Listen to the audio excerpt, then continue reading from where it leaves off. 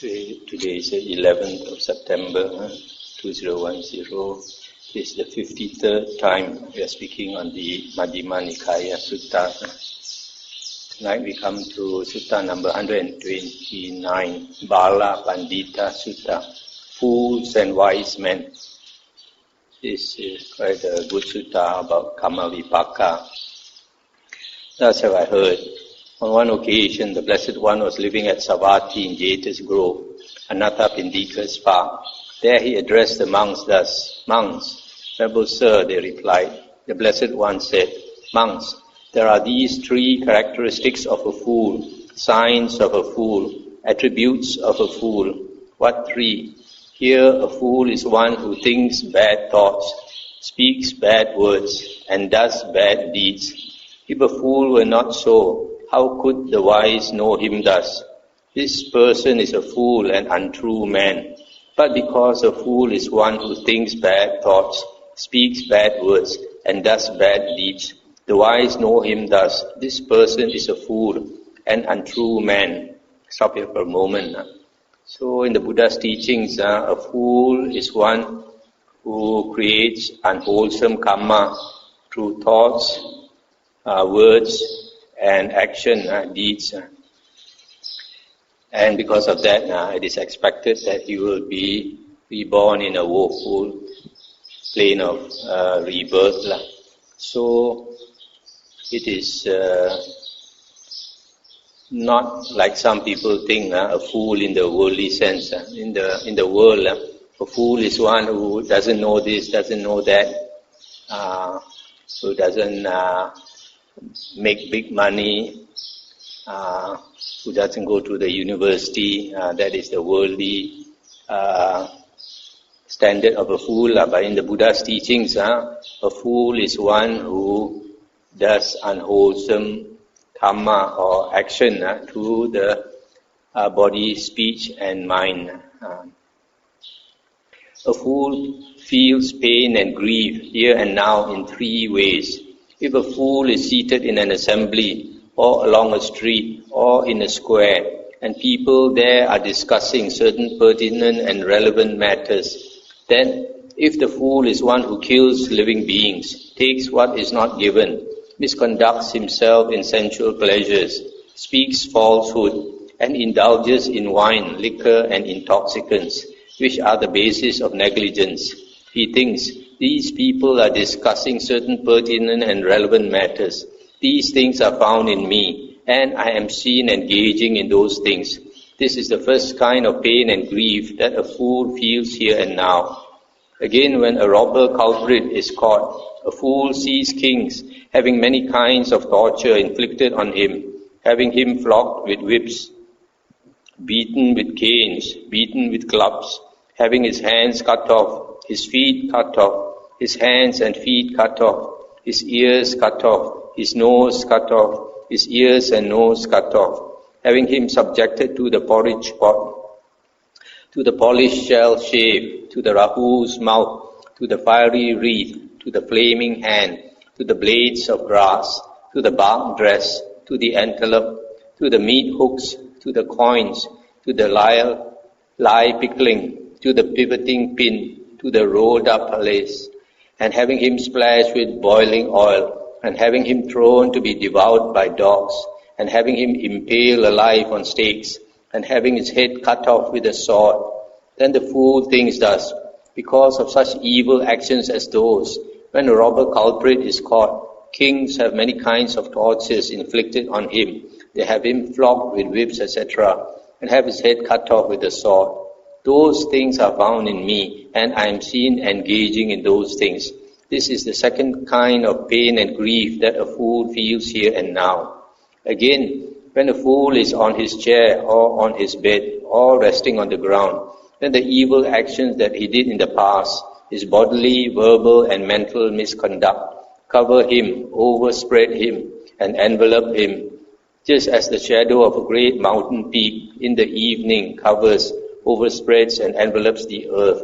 So too, when a fool is on his chair or on his bed or resting on the ground, then the evil actions that he did in the past, his bodily, verbal and mental misconduct, cover him, overspread him, and envelop him.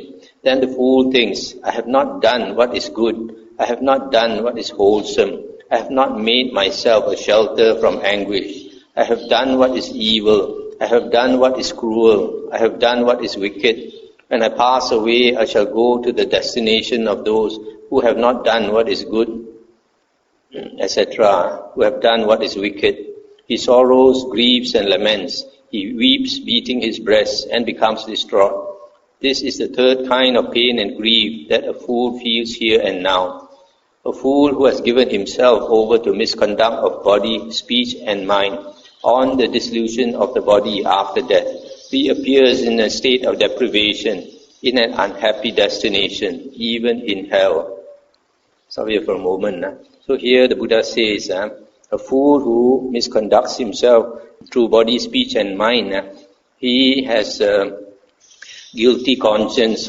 So whenever a group of people sit together and discuss anything, he has this guilty feeling that they might be discussing about him and all that, because he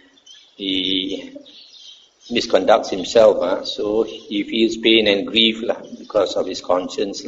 Secondly, when somebody does some criminal act, like a robber, is caught. During those days, the kings had a great power, so all kinds of tortures can be inflicted on a criminal. His hands and feet can be cut off, ears and nose, subjected to the porridge pot, probably boiled in the porridge pot.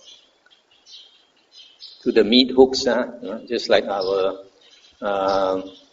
they roast the chicken or the duck, and then they hang on the meat hooks. So probably this man also gets hanged up by the neck, and splashed with boiling oil, thrown alive to hungry dogs to devour him, and then maybe thrown down a hole with stakes, sharp stakes, so he's impaled alive on the stakes, or his head cut off with a sword. So when he sees all these tortures inflicted on the criminal, he has guilty thoughts, and he feels pain and grief. Thirdly, even when he's not doing anything, he's resting. These guilty thoughts, his conscience pricks him, and so he is disturbed. So these are the three occasions when a person does unwholesome deeds, he feels his conscience pricked. Were it rightly speaking to be said of anything that is utterly unwished for, utterly undesired, utterly disagreeable, it is upheld that, rightly speaking, this should be said, so much so that it is hard to find a simile for the suffering in hell. When this was said, a monk asked the Blessed One, "But Venerable Sir, can a simile be given?" "It can, monk," the Blessed One said. "Monks, suppose men caught a robber culprit and presented him to the king, saying, 'Sire, here is a robber culprit. Order what punishment you will for him.' Then the king said, 'Go and strike this man in the morning with 100 spears.' And they struck him in the morning with 100 spears. Then at noon the king asked, 'How is that man?' 'Sire, he is still alive.' Then the king said, 'Go and strike that man at noon with 100 spears.' And they struck him at noon with 100 spears. Then in the evening the king asked, 'How is that man?' 'Sire, he is still alive.' Then the king said, 'Go and strike that man in the evening with 100 spears.' And they struck him in the evening with 100 spears. What do you think, monks? Would that man experience pain and grief because of being struck with 300 spears? Noble Sir, that man would experience pain and grief because of being struck with even 1 spear, let alone 300. Then taking a small stone the size of his hand, the Blessed One addressed the monks thus, "What do you think, monks? Which is greater, this small stone that I have taken, the size of my hand, or Himalaya, the king of mountains?" Noble Sir, the small stone that the Blessed One has taken, the size of his hand, does not count beside Himalaya, the king of mountains. It is not even a fraction. There is no comparison. So too, monks, the pain and grief that the man would experience because of being struck with 300 spears does not count beside the suffering of hell. It is not even a fraction. There is no comparison. stop here for a moment. So here, because the monk asked for a simile, the Buddha said that imagine a man, a criminal, he's stabbed by 300 spears in a day. How do you think his pain and grief is? His pain, his body pain is very terrible. Then even the mental grief is also very great. But the Buddha said that is nothing at all compared to the suffering in hell. Just like a small stone compared to the Himalaya cannot compare at all. So in the same way, when we think that this man being struck with 300 spears, the suffering is so much, yet the Buddha says it's nothing at all compared to the suffering in hell. So we always have to remember this. As long as we don't take the trouble to get right view and get stream entry, that means the first part of Aryahood, hell is still waiting for us. The round of samsara is still very long. We have to go to hell many, many times. Now the wardens of hell torture him with the fivefold transfixing. They drive a red-hot iron stake through, here it says one hand. Some other suttas, they say through one arm. They drive a red-hot iron stake through one arm. They drive a red-hot iron stake through the other arm. They drive a red-hot iron stake through one leg. They drive a red-hot iron stake through the other leg. They drive a red-hot iron stake through his chest. There he feels painful, racking, piercing feelings. Yet he does not die so long as that evil action has not exhausted its result. Next, the wardens of hell throw him down and pare him with axes. There he feels painful, racking, piercing feelings. Yet he does not die so long as that evil action has not exhausted its result. Next, the wardens of hell set him with his feet up and his head down and pare him with axes. There he feels painful, racking, piercing feelings. Yet he does not die so long as that evil action has not exhausted its result. Stop here for a moment. So once he goes down to hell, actually the Buddha did not describe. Firstly, he has to go in front of King Yama. King Yama will question him. I think the next sutta that is described. So the first kind of suffering he undergoes is the fivefold transfixing. They drive these 5 stakes, iron stakes, red hot, through each of his limbs, the 2 hands, the 2 legs. Then the 5th one they drive through his chest. So he's pinned to the ground and he cannot move. Maybe for 1,000 years he cannot move. This is the description of Devadatta. Devadatta has done a lot of mischief to the Buddha, so he has gone to hell and he's said to be pinned down in that way. He cannot move. And the other thing interesting here is that yet he does not die so long as that evil action has not exhausted its result. You see, in the human plane or even in the animal plane, when we get excessive pain and we cannot stand it, we just let go and we die. It's a blessing to die. But here, this guy is in great pain. He wants to die, but he cannot die. If you study the Mahayana books, sometimes they say differently. They say in the Mahayana books that he dies, and then the cold wind will come and revive him, and then he wakes up again, and they torture him again, and then he dies, and then a cold wind will wake him up again. But here is worse, this description in the original suttas. He wants to die, but he cannot die so long as his evil karma has not been exhausted. Then they throw him down and pare him with axes. That means they cut off his outer layer of skin.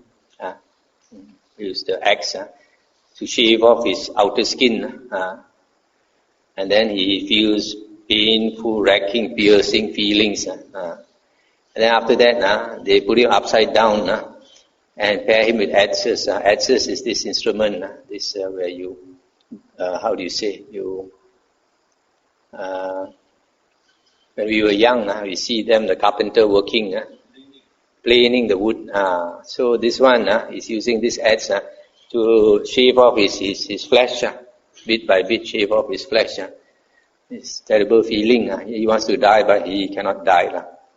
Next, the wardens of hell harness him to a chariot and drive him back and forth across burning ground, blazing and glowing. There he feels painful, racking, piercing feelings. Yet he does not die so long as that evil action has not exhausted its result. Next, the wardens of hell make him climb up and down a great mound of burning coals, blazing and glowing. There he feels painful, racking, piercing feelings. Yet he does not die so long as that evil action has not exhausted its result. Next, the wardens of hell take him feet up and head down and plunge him into a red-hot metal cauldron, burning, blazing and glowing. There he is cooked in a swirl of froth, and as he is being cooked there in a swirl of froth, he is swept now up, now down, and now across. There he feels painful, racking, piercing feelings. Yet he does not die so long as that evil action has not exhausted its result. Next, the wardens of hell throw him into the great hell. Now, as to that great hell, monks, it has 4 corners and is built with 4 doors, one set in each side, walled up with iron and all around, and shut in with an iron roof. Its floor as well is made of iron, and heated till it glows with fire. The range is a full 100 leagues, which it covers all pervasively. Monks, I could tell you in many ways about hell, so much so that it is hard to find a simile for the suffering in hell. So here, in paragraph 13, this guy is harnessed to a chariot, tied to a chariot, and the horse, seems in hell also got horse.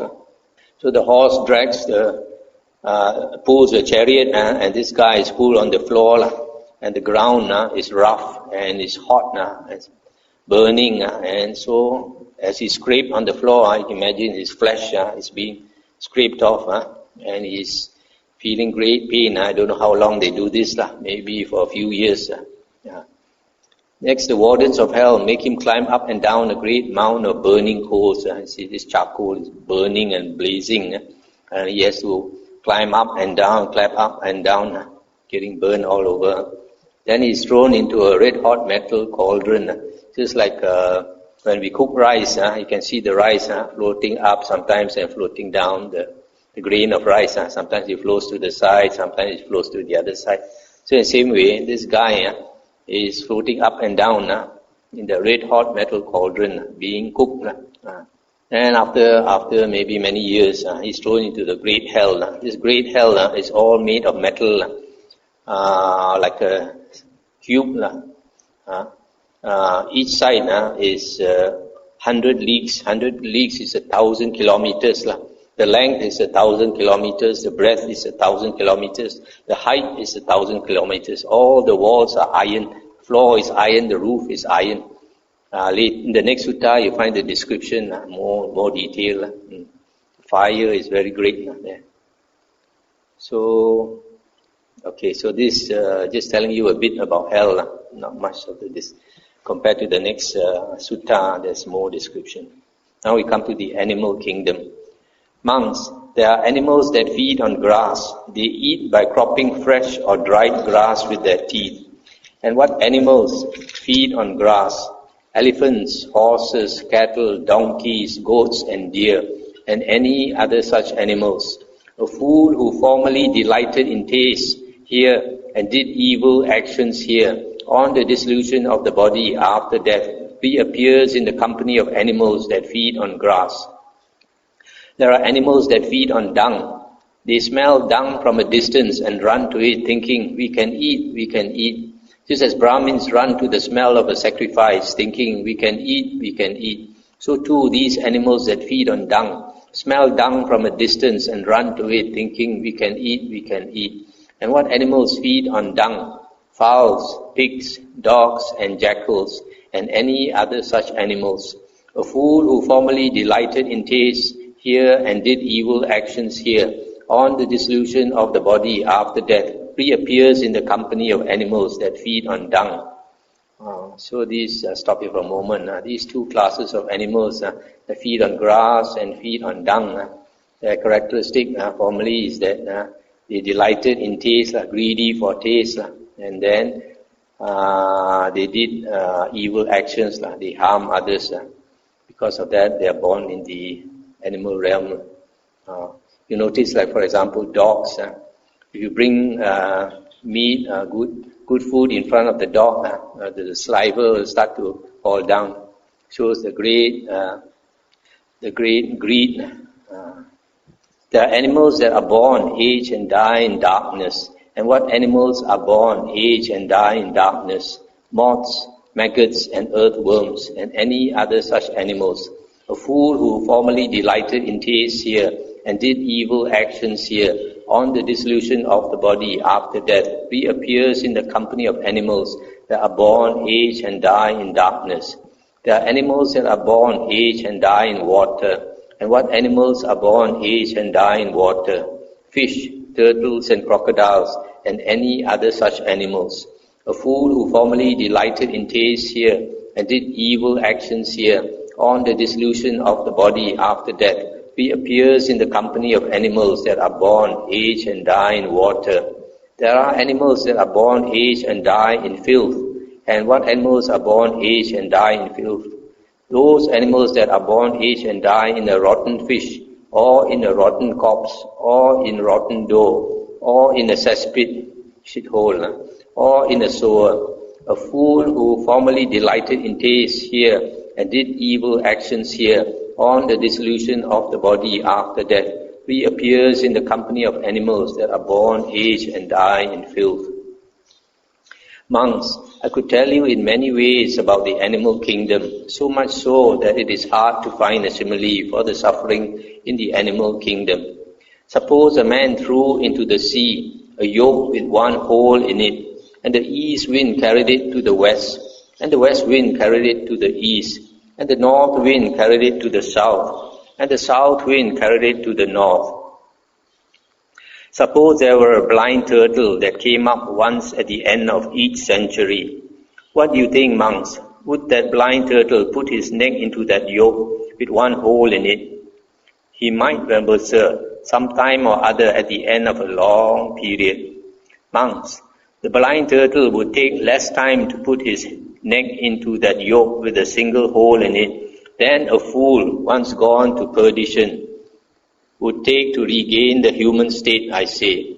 Why is that? Because there is no practicing of the Dhamma there, no practicing of what is righteous, no doing of what is wholesome, no performance of merit. There mutual devouring prevails and the slaughter of the weak. If some time or other at the end of a long period, that fool comes back to the human state, it is into a low family that he is reborn, into a family of outcasts, or hunters, or bamboo workers, or cartwrights, or scavengers, one that is poor with little to eat and drink, surviving with difficulty, where he scarcely finds food and clothing, and he is ugly, unsightly, and misshapen, sickly, blind, cripple-handed, lame, or paralyzed.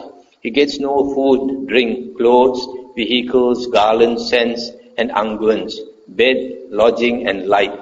He misconducts himself in body, speech, and mind, and having done that, on the dissolution of the body after death, he reappears in a state of deprivation, in an unhappy destination, in perdition, even in hell. Monks, suppose a gambler at the very first unlucky throw loses his child and his wife, and all his property, and furthermore goes into bondage himself. Yet an unlucky throw such as that is negligible. It is a far more unlucky throw when a fool who misconducts himself in body, speech, and mind, on the dissolution of the body after death, reappears in a state of deprivation, in an unhappy destination, in perdition, even in hell. This is the complete perfection of the fool's grade. Stop here for a moment. So here, just now, the Buddha talked about the other type of animals. There are some born in darkness, there are some born in water, there are some born in filth or shit. And then the Buddha says, once a person has been born either into the animal realm or in hell, that is described as perdition. Perdition means damnation. Is damned into the animal realm or hell, and he will be there for a very, very, very long time. It's very hard to come out from there.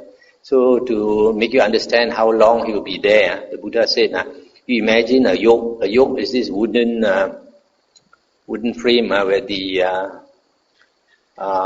this bullock which has to pull the cart.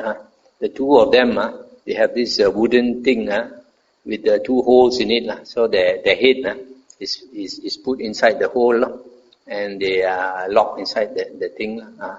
So this wooden piece with the hole in it, imagine it is in the wide ocean. The ocean is so big, and the wind is blowing it in different directions.